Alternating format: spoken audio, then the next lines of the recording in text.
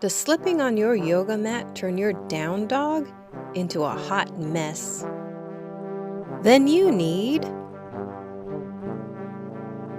yoga socks. To get started, you'll need a pair of socks or toe socks and slick fabric paint. Then it's time to get creative.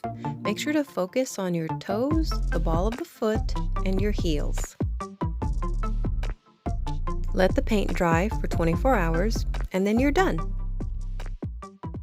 The paint is washable and will last for many uses.